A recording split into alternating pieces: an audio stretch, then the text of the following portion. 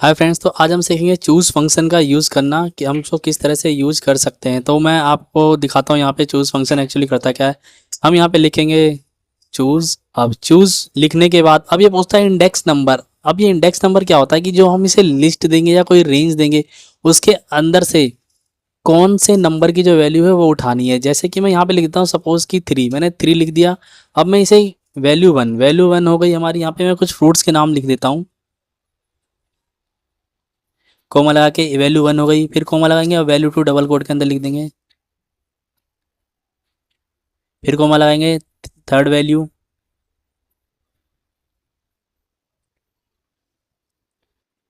And एक fourth value और डाल देते हैं हम इसमें। अब हमने वैल्यू दे दी, वैल्यू 1, वैल्यू 2, वैल्यू 3, वैल्यू 4। अब हम इससे चाह रहे हैं कि जो इंडेक्स नंबर थर्ड पे है, इसमें 1 2 थर्ड थर्ड पे बनाना है, तो वो ला के दे दे। हम ब्रैकेट करेंगे बंद और करेंगे एंटर। तो आप देखेंगे इसने यहाँ पे बनाना जो है ला के दे दिया है।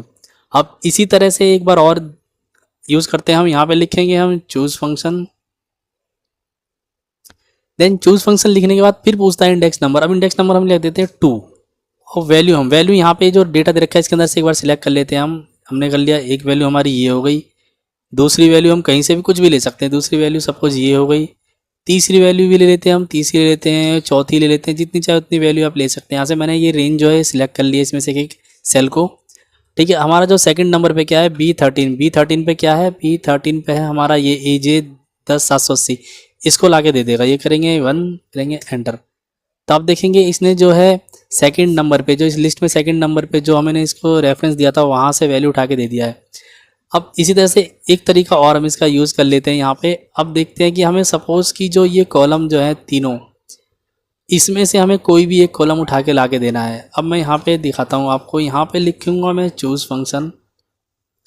अब चूज़ फंक्शन लिखने के बाद मैं यहाँ पे देता हूँ इसको कोई भी इंडेक्स नंबर, एक इंडेक्स नंबर देते हैं। अब जो हम, ठीक है, इंडेक्स नंबर देने के बाद अब मैं यहाँ पे कर लेता हूँ वैल्यू 1 में सपोज़ मैं कर लेता हूँ किसी को भी सिलेक्ट। सपोज़ मैंने इसको कर लिया सिलेक्ट। ये हुई हमारी वैल्यू 1। एक रेंज हमने दी है इसे यहाँ पे फ़िलहाल।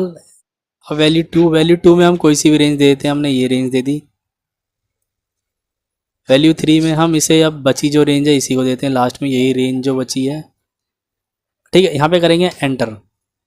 अब आप देखेंगे इसने क्या किया। सेकंड में हमारी कौन सी है, सेकंड में A2 A15 है। तो A2 में क्या है, पहला जो है सेम डे, तो सेम डे को उसने उठा के दे दिया है। अब यहाँ पे मैं आपको एक कमाल दिखाता हूँ एरे फंक्शन का।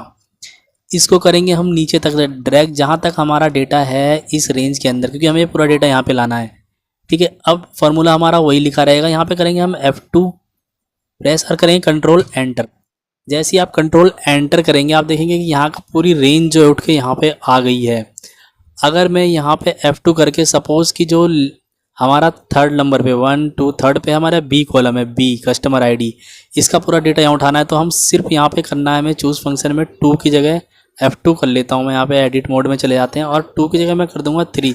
तो हमारा जो इस लिस्ट के अंदर थर्ड नंबर पे जो हमने जो इसे वैल्यू दी है B2 से B15, उसका डेटा उठा लेगा। मैं करूँगा यहाँ पे 3, करूँगा कंट्रोल एंटर। तो अब आप देखेंगे इसने जो थर्ड नंबर की जो हमने इसे वैल्यू दी थी उसमें से इसने डेटा उठा लिया है। दोस्तों इस तरह से जो है चूज़ फंक्शन का हम यूज़ करेंगे डिफरेंट जो है फंक्शंस के साथ।